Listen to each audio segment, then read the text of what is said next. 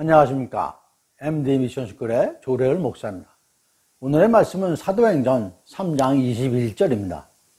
하나님이 영원전부터 거룩한 선지자들의 입을 통하여 말씀하신 바 만물을 회복하실 때까지는 하늘이 마땅히 그를 받아들이라. 이 말씀을 회복이라는 제목으로 함께 나누고자 합니다.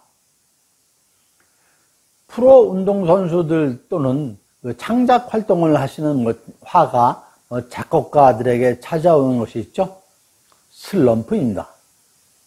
슬럼프의 그 사전적 의미는 운동 경기 따위에서 자기 실력을 제대로 발휘하지 못하고 저조한 상태가 길게 계속되는 상황을 말합니다. 우리나라 그 여자 골프 선수로 유명한 박세 씨도 2년여 동안 그 슬럼프에 빠져서 부실한 성적을 내기도 했고, 타이거 우즈도 마찬가지였죠. 외부적 또 내부적인 그 여러 가지 문제로 인해서 자신의 실력을 제대로 발휘하지 못하는 슬럼프를 겪게 하게 됩니다. 더러는 슬기롭게 그 슬럼프를 잘 이겨내기도 하지만, 그래서 다시 정상의 자리로 다시 올라가기도 하지만, 그렇지 못한 경우도 다반한 사이죠.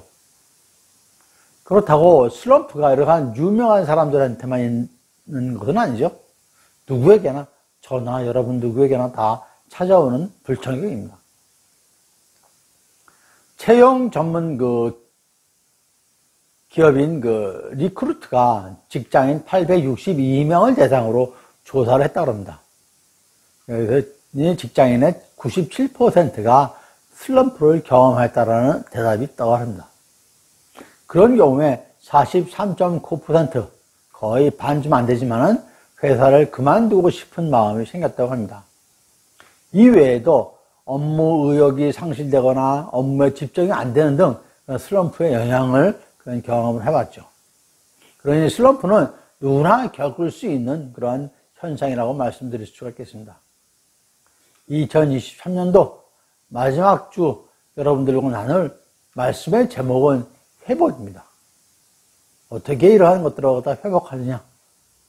저도 주님을 인격적으로 만나고 믿음을 갖고 신앙생활을 하지만 말씀대로 행하지 못하고 세상적인 생각과 욕망에 눌릴 때가 너무나도 많죠. 슬럼프에 빠지는, 믿음의 슬럼프에 빠지는 그런 때가 너무나 많이 있습니다. 내 속에서 누르고 있었던 그러한 인간적인 것들이 다시 올라오면 또 누르고, 그렇게 좀 누그러지고 있다 치면은 다시 또 올라오는, 또 누르고 하는 그러한 일들이 일상적으로 반복이 되는 상황이 많이 있죠. 그러니 온전치 못한 믿음 생활을 하고 있는 그런 슬럼프에 빠져 있는 시간들을 어떻게 이겨낼 것인가, 어떻게 회복할 것인가, 이런 말씀을 함께 나누고자 합니다. 저도 최근에 슬럼프를 겪었죠. 제가 미디어 선교를 시작해서 영상 선교를 하고 한 지가 내년 4월이면 만 3년이 되어갑니다. 새벽 기도 때마다 주님께 말씀을 구하고 매일의 오전과 그 저녁 시간에 말씀을 준비하면서 2-3달 전부터 좀 기도도 잘 안 되고 말씀도 잘 들어오지 않는 그런 시간이 있었습니다. 뒤돌아보면 왜 그렇게 됐나 뒤돌아보니까 3년차가 되어가는데 주님께서는 다른 계획은 없으신 것인가? 이렇게 미디어로만 말씀을 전하게 하실 것인가? 교육 선교사로 세우셨는데 그냥 이렇게 보내시게 할 것인가 하는 생각이 들기 시작했습니다. 그러면서 내년부터는 좀 다른 사역을 해야겠다는 생각도 하겠죠. 그런 중에 금년 마지막 설교와 내년 첫 설교를 준비를 하는 과정에서 묵상하는 가운데 주신 말씀이 있습니다. 그 말씀을 묵상하면서 이 설교가 다른 사람이 아닌 나에게 주시는 말씀이다 라는 생각이 들었습니다. 인터넷에 유튜브에 많은 영상 설교들이 있고 말씀들이 있습니다. 제가 보내드리는 영상 설교를 듣고 계신 분들도 생각하면 절대 소홀할 수가 없다는 생각이 들었습니다. 그런 마음을 주셨죠. 적은 수지만 설교를 들으시고 응원하여 주시는 많은 분들을 위해서 더욱더 최선을 다하여 준비하고 말씀을 전해야겠다라는 그 마음이 생각이 들었습니다. 그리고 나는 전하는 말씀대로 살려고 얼마나 발버둥을 치고 있는지 하는 생각도 들게 하셨습니다.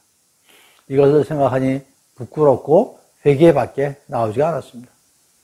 그래서 오늘의 말씀과 신년 말씀을 준비하면서 또한 내년부터 새롭게 선교지에서 그 신학을 가르치는 길도 열어주셨습니다. 성경 속에 많은 인물들도 완전한 사람은 없습니다. 하지만 그러한 사실에 나를 위로하고 위안할 것이 아니라 그럴 때 어떻게 해야 하는지에 대해서 더욱더 묵상하는 시간들이었습니다. 여러분도 아시다시피 우리는 하나님의 형상으로 만들어진 존재입니다. 그러므로 우리는 하나님의 형상을 회복하여야 하는 것이죠. 그런데 이 회복은 우리 스스로가 할 수 있을까 하는 생각이 들어왔습니다. 회복의 영어 표현은 여러 가지가 있는데 영어 성경에서는 대부분 리스토어로 번역을 했습니다. 우리가 잘 알고 있는 리커버가 아니라 리스토어입니다.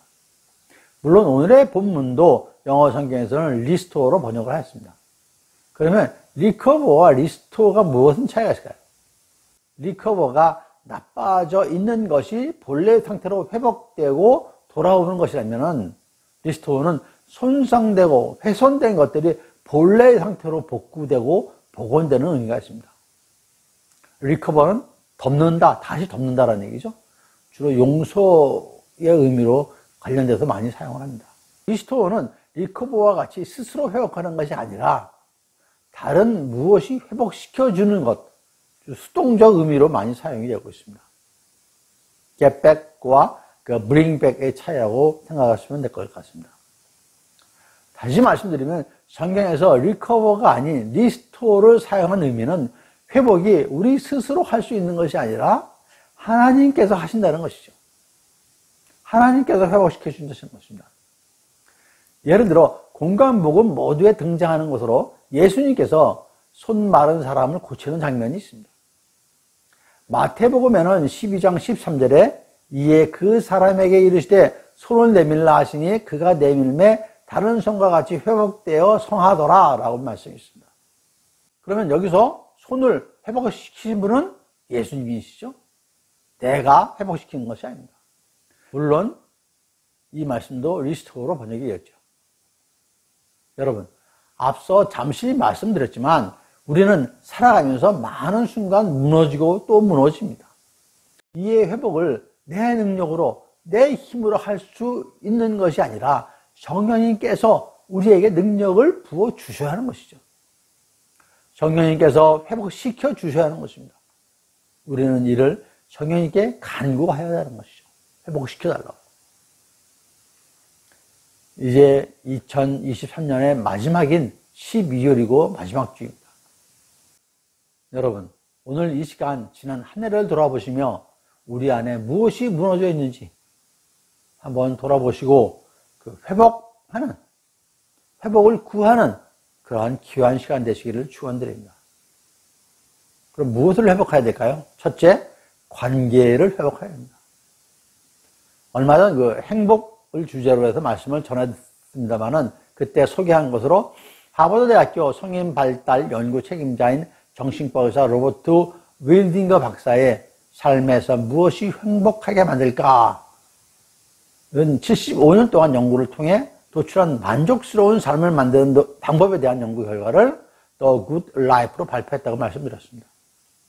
최근 세상에서 가장 긴 행복 탐구서라는 제목으로 한국에서도 번역 출간되었죠. 75년 동안 연구한 결과 행복은 부나 명예 혹은 열심히 노력하는 데 있지 않고 우리를 더 행복하고 더 건강하게 만드는 것은 좋은 관계, good relationship이라고 말씀을 드렸습니다.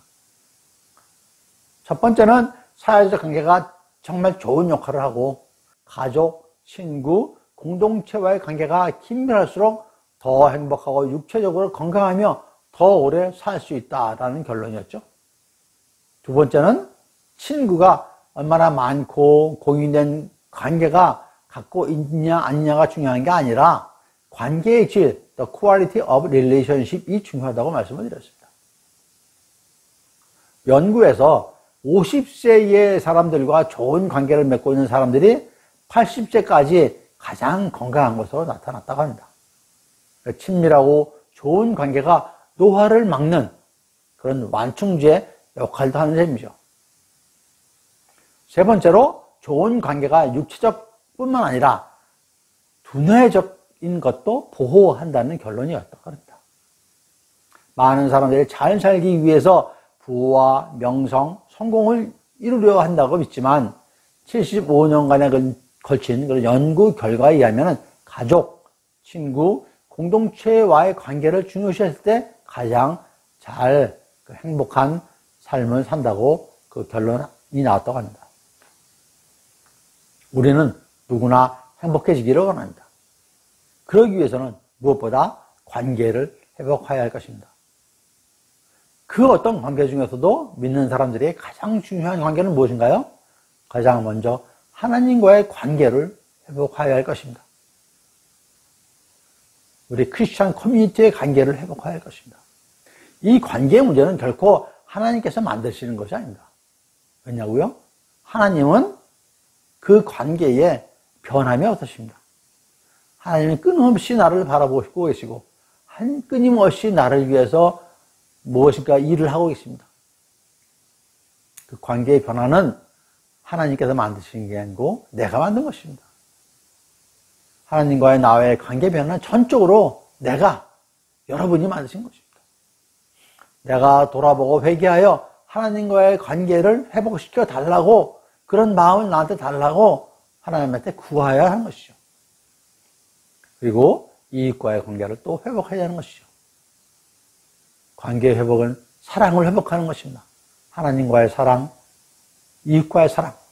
그것이 첫 번째 계명이고 두 번째 계명이죠. 그 가장 제1계명, 제2계명을 회복하는 것. 그것이 관계의 회복입니다. 주님의 계명인 하나님의 사랑과 이웃 사랑을 잊지 않는 저와 여러분 모두가 되시기를. 그래서 하나님과 관계를 회복하고 이웃과의 관계를 회복하는 사랑의 관계를 회복하는 그러한 시간이 되시기를 축원드립니다. 두 번째로 회복해야 될 것이 믿음을 회복합시다입니다. 디모데전서 1장 19절에 믿음과 착한 양심을 가지라 어떤 이들은 이 양심을 버렸고 그 믿음에 관하여는 파산하였느니라 라고 했습니다. 믿음이 파산하였다고 합니다. 구약에서 믿음으로 가장 많이 그리고 중요한 것은 잘 알고 계신 헤세드라는 단어가 있죠. 이 단어의 사용되는 폭이 워낙 넓어서 하나님께서 사람에게 베푸시는 자비, 사람이 하나님께 갖는 경건심, 신앙심 또는 사람들 사이에서 갖는 긍휼, 하나님의 언약 아래서의 인간에 대한 하나님의 은혜 이런 것들이 다 같이 이 헤세드라는 단어에 포함이 되어 있습니다. 신약에서는 믿음이라는 개념을 나타내기 위하여 사용된 언어들은 대부분 헬라어 피스티스라는 어군에 속한 용어들입니다. 그 중에 하나가 피스투요입니다. 동사인데 믿는다라는 뜻을 나타내고 피스티스는 하나님을 믿는 인간의 믿음이라는 의미로 사용되어 있습니다. 믿음에 관한 언어는 히브리어는 헤세드, 헬라어는 피스티스. 우리 항상 믿음을 얘기하니까 그 정도는 알고 계시는 게 좋을 것 같습니다. 우리는 하나님 그리고 예수 그리스도를 믿으며 그분께서 나를 창조하시고 주관하시고 특히 예수님께서 나의 죄 때문에 십자가에 달려서 대속하신 것을 믿습니다. 그리고 다시 부활하신 것을 또 믿습니다. 그런데 세상에 살면서 우리는 그 믿음이 온전치 못할 경우들이 너무나 많이 있음을 또한 부인할 수 없습니다. 이는 우리만이 아니라 성경의 많은 인물들에게서도 볼 수 있죠. 예수님께서는 이렇게 흔들리는 믿음을 뭐라고 했죠? 작은 믿음이라고 성경에서 말씀하셨습니다. 이 작은 믿음의 공통점은 뭔가요? 의심입니다. 예수님의 능력을 의심하는 것. 그래서 걱정과 근심, 두려움이 생기고 기도가 안 되고 예수님께서 주신 권능이 드러나지 않는 것을 말합니다. 마가복음 11장 23절과 24절에서 예수님께서 말씀하시기를 내가 진실로 진실로 너희에게 이르노니 누구든지 이 산더러 들리어 바다에 던지리라 하면 그 말하는 것이 이루어질 줄 믿고 마음에 의심하지 아니하면 그대로 되리라. 그러므로 내가 너에게 말하니 무엇이든지 기도하고 구하는 것은 받은 줄로 믿으라. 그리하면 너에게 그대로 되리라 라고 말씀하셨죠. 이루어지지 않는 것은 하나님의 능력을 의심하는 것이고, 하나님의 능력을 의심하는 것은 곧 하나님을 의심하는 것이죠. 이것이 작은 믿음인 것입니다. 로마서 14장 23절에서 이를 증언하고 있죠. 의심하고 먹는 자는 정죄되었으니 이는 믿음을 따라 하지 아니하였기 때문이라. 믿음을 따라 하지 아니한 것은 다 죄니라 라고 하셨습니다. 말씀하시기를 의심이 곧 죄라고 하시는 것이죠. 그러니 의심이 얼마나 큰 잘못된 것입니까? 하나님을 의심하면서 믿음을 이야기할 수가 없는 것입니다. 이제 작은 믿음을 다시 큰 믿음으로 회복해야 할 시간입니다. 이에 우리가 회복해야 할 큰 믿음의 공통점들은 무엇일까요? 신뢰입니다. 신뢰의 그 사전적 의미는 굳게 믿고 의지함입니다. 성경적 의미는 타인의 미래 행동이 자신에게 호의적이거나 또는 최소한 악의적이지 않을 가능성에 대한 기대와 믿음이라고 사전에도 정의하고 있습니다. 신뢰를 뜻하는 영어 단어 트러스트의 어원은 편안함을 의미하는 독일어의 트루스트에서 연유됐다고 합니다. 히브리어 바타흐의 의미에는 피하다, 안전하다의 뜻도 포함되어 있죠. 헬라어 퍼페이테시스에는 의존의 의미가 포함되어 있다고 합니다. 즉, 그 사람을 믿고 그 사람에게 피하고 그 사람에게 의지한다는 것이 신뢰가 있기 때문에 그런 거죠. 그러므로 신뢰란 그분을 의지하여 그분께 가면 안전하고 평안하여지는 것을 믿는 것입니다. 그분을 믿기 때문에 그분께 피하고 의지할 수 있는 것이죠. 그분을 의지하면 편해지는 것입니다. 시편 118편 8절 말씀에 여호와께 피하는 것이 사람을 신뢰하는 것보다 나으며 라는 말씀이 있죠. 오직 주님만을 신뢰하며 그분을 온전히 의지하고 나의 모든 것을 맡기는 것이 큰 믿음의 시작인 것입니다. 그러면 어떻게 하면 우리는 가슴 두근거리는 그러한 첫사랑, 첫 믿음, 첫 만남을 끝까지 유지할 수 있을까요? 히브리서 3장 14절에서 우리가 시작할 때 확실한 것을 끝까지 견고히 잡고 있으면 그리스도와 함께 참여한 자가 되리라 라는 말씀이 있죠. 비바람이 불고 험한 풍랑이 불어도 끝까지 견고히 잡으라고 하시는 말씀입니다. 과연 그 방법은 무엇일까요?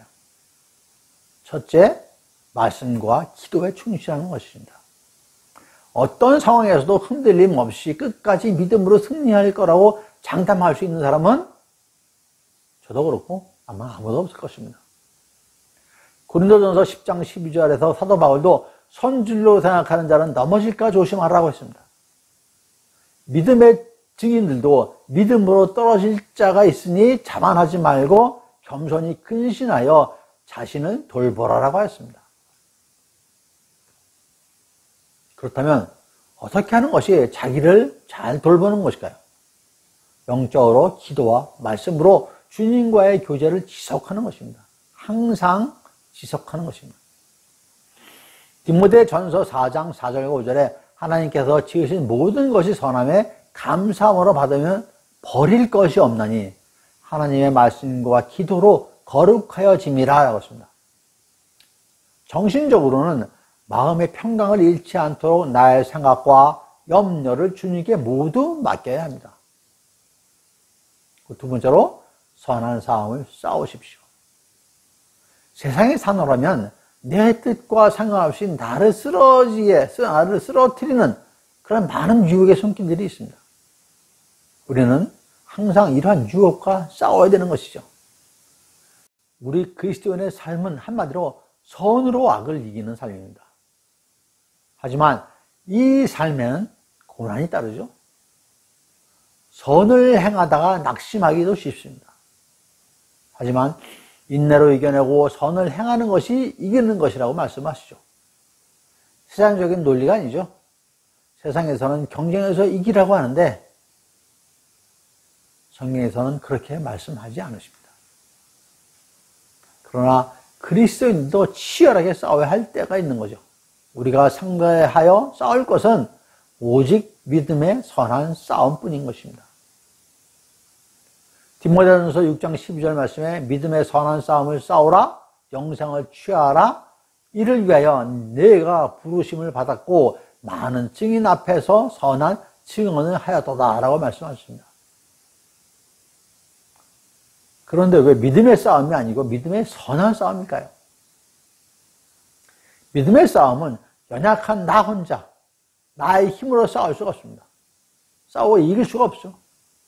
하나님의 뜻을 따라 믿음을 굳게 지키며 영생을 취하기 위한 싸움이기 때문에 선한 싸움이 되는 것입니다. 하나님께서 우리 안에서 우리를 위하여 싸우시는 싸움을 우리가 앞서 나가서 싸우고 있는 것이죠. 내가 싸우는 것이 아니죠. 또한 믿음의 선한 싸움은 자기 자신을 높이고 나의 의를 드러내는 싸움이 아니고 겸손히 자신을 낮추는 그러한 선한 싸움인 것입니다. 이러한 믿음의 선한 싸움에는 크게 두 가지 의미가 들어가 있습니다. 첫째, 우리의 믿음을 굳게 지키기 위한 싸움인 것이고, 두 번째로 믿음 그 자체를 지키기 위해서 싸우는 것입니다. 믿음을 굳게 지키는 것과 끝까지 믿음으로 승리한다는 것은 같은 얘기가 될지도 모르겠습니다. 믿음 없이는 승리도 있을 수가 없습니다. 그래서 믿음을 지키기 위하여 선한 싸움을 계속하라는 것이죠. 그리스도인은 누구든지 믿음을 지키기 위한 노력을, 싸움을, 선한 싸움을 중단해서는 안 됩니다. 첫 믿음, 큰 믿음을 지키기 위한 싸움을 계속해야 하는 것이죠. 이것이 믿음의 선한 싸움인 것입니다. 사도 바울은 디모데후서 4장 7절에서 나는 선한 싸움을 싸우고 나의 달려갈 길을 마치고 믿음을 지켰으니 라고 고백을 하고 있죠. 그런 고백이 있는 저와 여러분 모두가 되시기를 축원드립니다. 세상에 있는 그 어떤 것을 의지하지 않고 하나님의 약속을 믿고 하나님의 능력을 의지하여 그에게 순종하는 것은 하나님을 영화롭게 하기 위한 싸움인 것이죠. 하나님을 영화롭게 하기 위한 것보다 더 선한 것은 없을 것입니다. 믿음의 선한 싸움에 승리하시어 큰 믿음으로 회복하시는 저와 여러분 모두가 되시기를 축원드립니다. 그럼 세 번째로 회복해야 될 것은 무엇일까요? 정체성의 회복입니다. 정체성이 어떤 것이죠? 사전적으로는 변하지 아니하는 존재의 본질을 깨닫는 성질 또는 그 성질을 가진 독립적 존재라고 기록을 하고 있습니다. 통상 나는 누구인가에 대한 답이 될 것입니다. 나는 누구인가? 여러분은 어떤 분이십니까?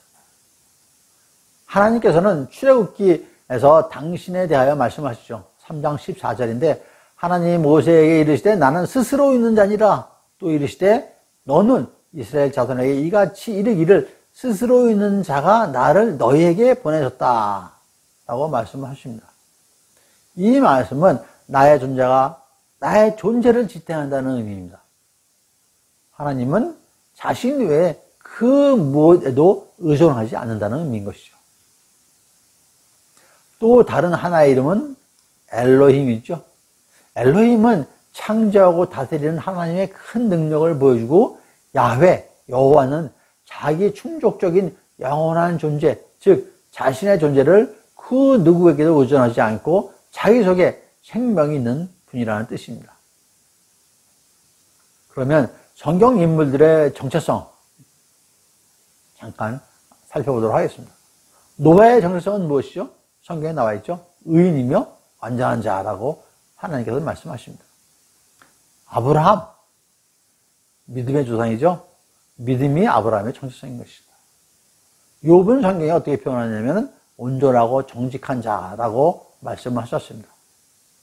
신약시대의 사도 바울은 자신을 스스로 사도로 부르심을 받은 그리스도의 종이라고 항상 자기 서신서에 여러 번 걸쳐 얘기를 하고 있죠. 2021년도에 출간된 그 제임스 휴스턴 박사의 그 그리스도인은 누구인가라는 제목의 그 책이 있습니다. 그 책 속에 소개하기를 모세는 스스로 있는 자와 그러한 친밀감을 누릴 때 자기 모습을 이해한 사람이 어떠한지 보여주는 위대한 그런 모범이고, 다윗은 그때나 지금이나 하나님의 백성의 정체성을 대표하는 원형적 이스라엘 사람이라고 소개를 하고 있습니다. 바울은 주관적, 객관적, 실천적 실제가 있는 그리스도 안에서의 삶을 가르치고 모범을 보이는 동시에 그는 그러한 그리스도 안에서의 삶, 그걸 갖다가 개인적으로 누리는 즐거움이 아닌 공동체와의 관계 속에서 실천해야 하는 것을 잘 보여주는 그러한 인물로 소개를 하고 있습니다. 그러면 여러분들의 정체성은 무엇인가요? 개인의 정체성에 앞서서 우리 그리스도인이 갖춰야 될 그러한 정체성은 어떤 것이 있을까요? 그리스도인으로서의 우리의 정체성은 그리스도와의 관계의 뿌리를 두고 있습니다. 우리가 그분을 믿을 때 우리는 새로운 피조물이 됩니다. 고린도 후서 2장 17절 말씀에 그런즉 누구든지 그리스도 안에 있으면 새로운 피조물이라 이전 것은 지나갔으니 보라 새 것이 되었도다. 이 구절은 우리의 정체성이 더 이상 우리의 옛사람에 근거하지 않고 그리스도 안에 있는 우리의 새 사람에 근거한다는 말씀입니다. 또한 데살로니가 전서 4장 3절에서 말씀하시기를 하나님의 뜻은 이것이니 너희의 거룩함이라 하셨고, 이어서 7절에서 하나님이 우리를 부르심은 부정하게 하심이 아니요 거룩하게 하심이라 라고 했습니다. 그렇습니다. 우리의 정체성은 어디에 있습니까? 거룩함. 이 거룩함으로 새 사람이 되는 것이 우리의 정체성입니다. 그리스도인의 정체성입니다. 하나님께서 우리에게 거룩하라고 하시는 말씀은 구약 성경과 신약 성경에 여러 번 나오죠. 잘 아시다시피 거룩함은 구별됨을 의미합니다. 그리스도인은 세상 사람과 구별되어야 한다는 것이죠. 하나님의 부르심으로 모세가 하나님 앞에 나아갈 때 하시는 말씀이 출애굽기 3장에 기록이 되어 있습니다. 3장 5절에 하나님이 이르시되 이리로 가까이 오지 말라. 내가 선 곳은 거룩한 땅이니 내 발에서 신을 벗어라 라고 하셨죠. 이 거룩하다의 히브리어는 카타시, 헬라어로는 하기오스라고 합니다. 성별하다, 구별하다, 봉헌하다의 의미가 있습니다. 거룩함에 대하여 구약 성경의 그 모세오경에서 하나님께 제사 드리는 규례를 말씀하신 그 레위기가 있는데, 레위기 11장 44절에서 나는 여호와 너희의 하나님이라 내가 거룩하니 너희도 몸을 구별하여 거룩하게 하고 땅에 기는 길짐승으로 말미암아 스스로 더럽히지 말라라고 하시는 말씀이 있습니다. 또 30장 7절에서 또 너희는 스스로 깨끗하게 하여 거룩할지어다 나는 너희의 하나님 여호와이니라 라고 하십니다. 신약 성경에서 여러 차례 구약의 말씀을 인용하였죠. 베드로전서 1장 15절에 오직 너희를 부르신 거룩한 이처럼 너희도 모든 행실에 거룩한 자가 되라 라고 하시면서 이어서 레위기의 말씀도 인용을 하십니다. 또 로마서 12장 2절에서 또 너희는 이 세대를 본받지 말고 오직 마음을 새롭게 함으로 변화를 받아 하나님의 선하시고 기뻐하시고 온전하신 뜻이 무엇인지 분별토록 하라 라고 말씀하십니다. 이 말씀은 우리가 하나님의 뜻인지 내 뜻인지를 분별하면서 마음을 항상 새롭게 해서 변화를 받아야 한다는 말씀이시죠. 옛사람에서 새 사람으로 변화되어야 한다고 말씀하십니다. 죄악된 것과 구별되어야 한다는 것이죠. 거룩하여 하나님의 뜻을 분별할 수 있다고 하십니다. 에베소서 4장 24절에 하나님을 따라 의와 진리의 거룩함으로 지으심을 받은 새 사람을 입으라 라고 하십니다. 거룩함으로 새 사람이 되는 것이 하나님의 뜻입니다. 그것이 우리들의 정체성이죠. 거룩함이 그리스도인들의 정체성인 것입니다. 이를 회복해야 하는 것이죠. 우리의 거룩함, 그 정체성을 회복해야 하는 것입니다. 이제 1년이 지나고 2023년도 한 해가 지나갔습니다. 지난 1년 동안 여러분들의 신앙생활, 믿음생활, 그러한 것들이 삶 속에서 어떤 모습이었는지요. 거의 3년간의 그 코로나 팬데믹이 다 지나가면서 믿음 생활이 다시 회복되는 한 해가 아니었나라고 생각합니다. 그래도 더러는 지난 3년간의 생활에 익숙해지신 분도 계실 것입니다. 이제 우리 모두 회복해야 합니다. 그리스도인으로서의 정체성을 회복하고 믿음을 회복하고 하나님과의 관계, 사랑의 관계를 회복하는 그러한 시간이 되어야 할 것입니다. 그래서 지난 한 1년은 우리가 그거를 차근차근 다 좋은 시간이었으면 이제 내년은 이제 다시 온전히 회복되는, 이미 다 회복되신 분도 계실 것입니다. 더욱더 회복하는, 그래서 하나님 앞으로 나가는 참 그리스도인으로 다시 출발하는 그런 귀한 시간 되시기를 간절히 축원드립니다. 예, 지난 1년 수고 많으셨습니다. MDMS를 사랑해 주신 모든 분들께 감사드립니다. 네, 감사합니다. MD 미션 스쿨의 조래열 목사였습니다.